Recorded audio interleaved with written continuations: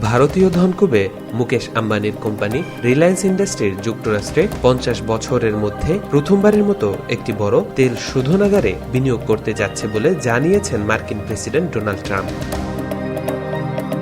মঙ্গলবার ট্রুথ সোশ্যালে দেওয়া এক পোস্টে এ তথ্য জানান ট্রাম্প। এদিকে ঐতিহাসিক $৩০,০০০ কোটি চুক্তি হিসেবে উল্লেখ করে রিলায়েন্সকে ধন্যবাদ জানান মার্কিন প্রেসিডেন্ট।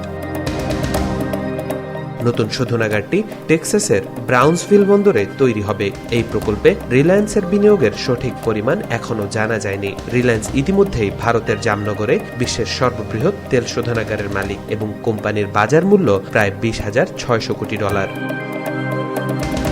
বিশ্বজুড়ে তেলের দাম বৃদ্ধির প্রেক্ষাপটে এই শোধনাগারের নির্মাণের ঘোষণা এসেছে। ইরান ইসরায়েল যুক্তরাষ্ট্র সংঘাতের কারণে তেলের বাজার অস্থির হয়ে উঠেছে।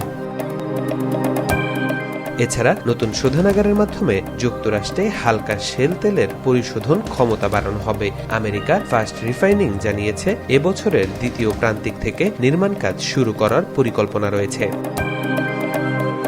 তৌফিকুল ইসলাম, আজকাল।